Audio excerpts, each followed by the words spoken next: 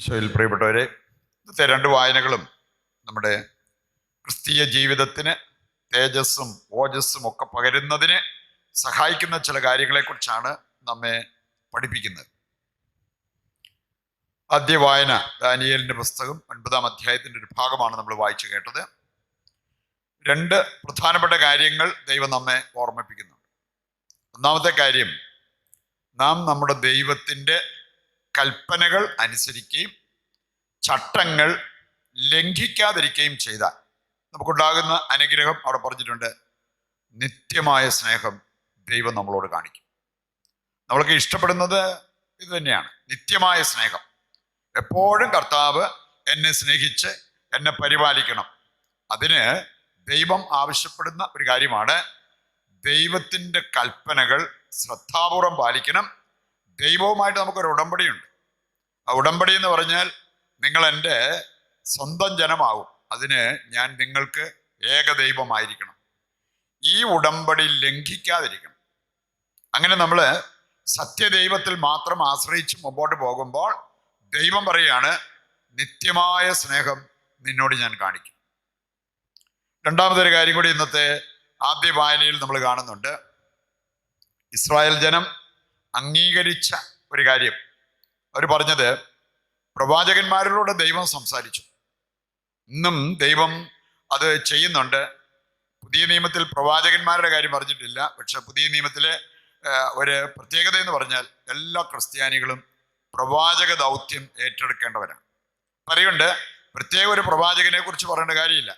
പഴയ നിയമത്തിൽ പല പ്രവാചകന്മാര്, മേജർ പ്രോഫറ്റ്സ്, മൈനർ പ്രോഫറ്റ്സ്, ഇതെല്ലാം നമുക്ക് കാണാൻ സാധിക്കും. പ്രിയപ്പെട്ടവരെ, ഇന്ന് ആരിലൂടെ വേണേലും ദൈവത്തിന് നമുക്കൊരു ദൂത് തരാൻ പറ്റും. അങ്ങനെ നമുക്ക് ഇഷ്ടംപോലെ സന്ദേശങ്ങൾ ദൈവം നമുക്ക് നൽകുന്നുണ്ട്, നിർദ്ദേശങ്ങൾ ദൈവം നമുക്ക് തരുന്നുണ്ട്, മുന്നറിയിപ്പുകൾ ദൈവം നമുക്ക് തരുന്നുണ്ട്. ഇവിടെ ഇവർ തന്നെ വിളിച്ചു പറഞ്ഞൊരു കാര്യം, ദൈവം പ്രവാചകന്മാരിലൂടെ ഞങ്ങൾക്ക് മുന്നറിയിപ്പ് തന്നു, പക്ഷെ ഞങ്ങളത് ധിക്കരിച്ചു. പ്രവാചകന്മാരിലൂടെ ദൈവം തന്ന സന്ദേശം ഞങ്ങൾ ചെവിക്കൊണ്ടില്ല. അതുകൊണ്ട് ദൈവം ചെയ്തൊരു കാര്യം, ഞങ്ങള്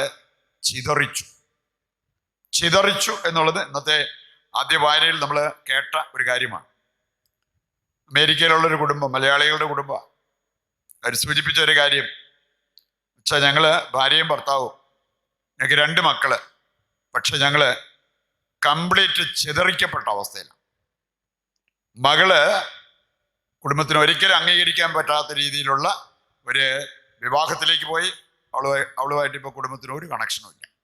അവളും ഇങ്ങോട്ട് ബന്ധപ്പെടാറില്ല. മകൻ, അവൻ വിവാഹിതനാകാനും വിസമ്മതിച്ച് അവൻ അവൻ്റെതായ രീതിയിൽ ദൂരെ എങ്ങാണ്ട് പോയി അവൻ തന്നെ താമസിക്കുക. ഇനി ഞങ്ങൾ ഭാര്യയും ഭർത്താവും കാര്യം ഒരു മേൽക്കൂരയ്ക്ക് താഴെയാണേലും മൈലുകളോളം ഞങ്ങൾ മനസ്സുകൊണ്ടാകുന്നവരാണ്. അങ്ങനെ 4 പേരുടെ ആ കുടുംബം അവർ സൂചിപ്പിച്ച ഒരു കാര്യമാണ്, ഞങ്ങൾ ശരിക്കും ചിതറിക്കപ്പെട്ട അവസ്ഥയിലാണ്. പ്രിയപ്പെട്ടവർ, അതിൻ്റെ കാരണം അവർ തന്നെ കണ്ടെത്തി. അവർ പറഞ്ഞൊരു കാര്യമുണ്ട്, ഞങ്ങൾക്ക് ഞങ്ങളുടെ ഭവനത്തിൽ പ്രാർത്ഥനയ്ക്ക് വലിയ സ്ഥാനമൊന്നുമില്ലായിരുന്നു, ഞങ്ങളുടെ ഭവനത്തിൽ ദൈവകൽപ്പനയ്ക്ക് വലിയ സ്ഥാനമൊന്നുമില്ലായിരുന്നു, ഞങ്ങൾ വിശുദ്ധ കുർബാനയ്ക്ക് പോയി കുർബാന അർപ്പിച്ച് അതനുസരിച്ച് ജീവിക്കുന്നതിന് ഞങ്ങൾക്ക് വലിയ ശ്രദ്ധയൊന്നുമില്ലായിരുന്നു. അപ്പം അതുകൊണ്ട് ഞങ്ങളുടെ ജീവിതത്തിൽ സംഭവിച്ചൊരു കാര്യം ഇത് തന്നെ ഇസ്രായേൽക്കാരുടെ ഇടയിൽ സംഭവിച്ചതായിട്ട് പറയപ്പെട്ടിരിക്കുന്നത് നമ്മൾ കാണുകയാണ്. നമ്മുടെ ഇടയിൽ ഒരു ഐക്യം, പ്രത്യേകിച്ച് കുടുംബാംഗങ്ങളുടെ ഇടയിൽ ഒരു ഐക്യം വേണമെന്നുണ്ടെങ്കിൽ ദൈവത്തിൻ്റെ കൽപ്പനകൾ അനുസരിക്കുന്നവരായിട്ട് നമ്മൾ മാറണം. ദൈവത്തിൻ്റെ ചട്ടം നമ്മൾ ലംഘിക്കാതിരിക്കണം എന്നുള്ളത് കർത്താവ് നമ്മെ ഓർമ്മപ്പെടുത്തുന്ന ഒരു കാര്യമാണ്. സുവിശേഷ ഭാഗം നമ്മളെ പഠിപ്പിക്കുന്ന ചെറിയൊരു ഭാഗമാണ് നമ്മൾ വായിച്ചു കേട്ടത്, എങ്കിലും ഒരുപാട് സന്ദേശങ്ങൾ അവിടെയാണ്. ഇനി അതിൽ നിന്നൊരു 2-3 കാര്യങ്ങൾ നമുക്ക് പ്രത്യേകം എടുത്തു കാണാൻ പറ്റും.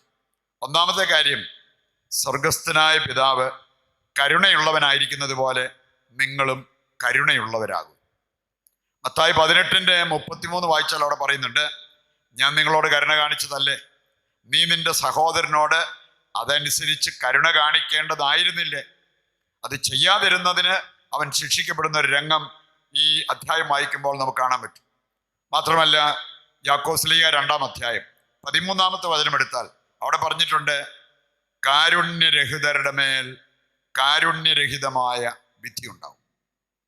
നമ്മുടെ ജീവിതം, നമ്മുടെ പ്രവൃത്തികള്, പെരുമാറ്റങ്ങള് അതനുസരിച്ചാണ് നമുക്കും കിട്ടുന്നത്.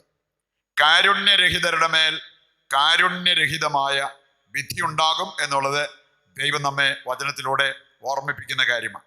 പറയുന്നുണ്ട്, നമ്മളെ വിധിക്കുമ്പോൾ കർത്താവിന് ഇച്ചിരി കരുണയൊക്കെ തോന്നണമെങ്കിൽ അതിന് നാം ചെയ്യേണ്ടത് നമ്മുടെ സഹജീവികളോട്, നമ്മുടെ സഹോദരങ്ങളോട്, പ്രത്യേകിച്ച് നമ്മുടെ കുടുംബത്തിൽ നമ്മുടെ കൂടെ വസിക്കുന്നവരോട് സംസാരത്തിലും പെരുമാറ്റത്തിലും ഒക്കെ അല്പം കരുണ കാണിക്കാനായിട്ട് നമുക്ക് സാധിക്കണം. രണ്ടാമതൊരു കാര്യം കർത്താവ് ഇന്നത്തെ സുവിശേഷ ഭാഗത്ത് നമ്മളെ ഓർമ്മിപ്പിക്കുകയാണ്. ഹൃദയപൂർവ്വം ക്ഷമിക്കുവിൻ, ഹൃദയപൂർവ്വം ക്ഷമിക്കുവിൻ. മത്തായിയുടെ സുവിശേഷം 18:35 വചനം എടുത്താൽ അവിടെ പറഞ്ഞിട്ടുണ്ട്, ഹൃദയപൂർവ്വം നിങ്ങൾ ക്ഷമിക്കുന്നില്ലെങ്കിൽ, എങ്ങനെയെങ്കിലും ഒപ്പിച്ചൊരു ക്ഷമ പറയണതല്ല, ഹൃദയപൂർവ്വം ക്ഷമിക്കുന്നില്ലെങ്കിൽ നിങ്ങളുടെ സ്വർഗസ്ഥനായ പിതാവ് അപ്രകാരം തന്നെ നിങ്ങളോട് പെരുമാറും. പറയുന്നുണ്ട്, പ്രിയപ്പെട്ടവരെ, നമ്മളെ സംബന്ധിച്ചിടത്തോളം ഹൃദയപൂർവ്വം ക്ഷമിക്കേണ്ടത് നമ്മുടെ ആവശ്യം. ഹൃദയപൂർവ്വം ക്ഷമിക്കാത്തവര് വെറുതെ അവരുടെ ജീവിതത്തിലേക്ക് ഒരുപാട് രോഗങ്ങൾ ക്ഷണിച്ചു വരുത്തുകയാണ്. സൈക്കോസൊമാറ്റിക് രോഗങ്ങളിൽ പലതും ഈ ഒരു അവസ്ഥയിൽ വരുന്നതാണ്. ഹൃദയപൂർവ്വം ക്ഷമിക്കാതിരിക്കുമ്പോൾ, നമ്മുടെ മനസ്സ് നേരെ ചൊവ്വേ പ്രവർത്തിക്കാതിരിക്കുമ്പോൾ നമ്മൾ ക്ഷണിച്ചു വരുത്തുന്നതാണ് ഈ മേഖലയിലുള്ള പല രോഗങ്ങളും. പറയുന്നുണ്ട്, അതൊക്കെ ഒഴിവാക്കി ജീവിക്കാൻ, അനുഗ്രഹപ്രദമായ ഒരു ക്രിസ്തീയ ജീവിതം നയിക്കാൻ നമുക്ക് ആവശ്യമാണ് ഹൃദയപൂർവ്വം നമ്മൾ ക്ഷമിക്കുക എന്നുള്ളത്.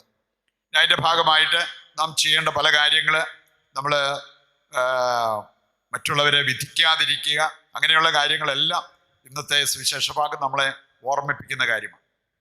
മൂന്നാമത്തെ കാര്യം വളരെ പ്രധാനപ്പെട്ട ഒരു കാര്യമാണ്. അവിടെ പറഞ്ഞിരിക്കുകയാണ്, കൊടുക്കുവിൻ നിങ്ങൾക്ക് ലഭിക്കും, നൽകുമ്പോൾ നിങ്ങൾക്ക് ലഭിക്കും.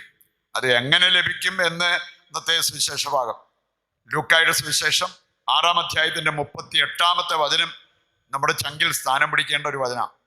ഞാൻ പറഞ്ഞിരിക്കുകയാണ്, കൊടുത്താൽ അമർത്തി കുലുക്കി നിന്റെ മടിയിലേക്ക് നിന്റെ ദൈവം ഇട്ടുതരും.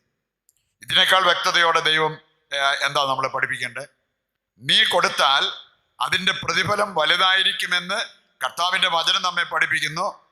ദൈവവചനത്തിൽ പതിരില്ല. അതുകൊണ്ട് ഈ കാര്യം നടക്കും എന്നുള്ളത് നമുക്ക് മനസ്സിലാക്കാവുന്ന ഒരു കാര്യമാണ്. പ്രിയപ്പെട്ടവരെ, ഈ നോമ്പുകാലം, നമ്മുടെ നോമ്പാചരണം അർത്ഥവത്താകണം. നമ്മൾ കുറച്ച് നാളത്തേക്ക് ഇറച്ചി മീനും കഴിക്കാതിരുന്നു, അതല്ലെങ്കിൽ നമ്മുടെ ശരീരത്തിന് ഇഷ്ടപ്പെട്ടത് ചെയ്യാതിരുന്നു എന്നതുകൊണ്ട് മാത്രം കാര്യമില്ല. നമ്മുടെ ആത്മാവിനെ നമ്മൾ പുഷ്ടിപ്പെടുത്തണം. ഇനി അതിന് ആവശ്യമായിട്ടുള്ള കാര്യങ്ങൾ നിങ്ങൾ നിങ്ങളുടെ ശ്രദ്ധയിൽപ്പെടുത്തി അത് ചെയ്ത് മുമ്പോട്ട് പോകുന്നത് വളരെ നല്ലതായിരിക്കും. നിങ്ങൾക്ക് നിങ്ങളുടേതായിട്ടുള്ള പ്ലാനുകൾ, പദ്ധതികൾ നിങ്ങളുടെ മനസ്സിലുണ്ടായിരിക്കാം. അതുമായിട്ട് പ്രൊസീഡ് ചെയ്യുക. എന്ന് പറഞ്ഞാൽ, നമ്മൾ ഈ നോമ്പ് കാലത്ത് സേവ് ചെയ്തത് എന്ന് പറഞ്ഞാൽ, ഏതെങ്കിലുമൊക്കെ വിധത്തിൽ നിങ്ങൾ പരിത്യാഗ പ്രവർത്തികൾ ചെയ്തപ്പോൾ, ലാവിഷായിട്ട് ജീവിക്കാതിരുന്നപ്പോൾ, അവിടെ നമ്മൾ സ്വരുക്കൂട്ടുന്നത് ഒരു നല്ല കാര്യത്തിനായിട്ട് ഉപയോഗിക്കുമ്പോഴാണ് ശരിക്കും നമുക്ക് ആത്മീയമായിട്ടുള്ള ആ ഒരു പുഷ്ടിപ്പെടൽ സംഭവിക്കുന്നത് എന്ന് നമ്മൾ തിരിച്ചറിയണം.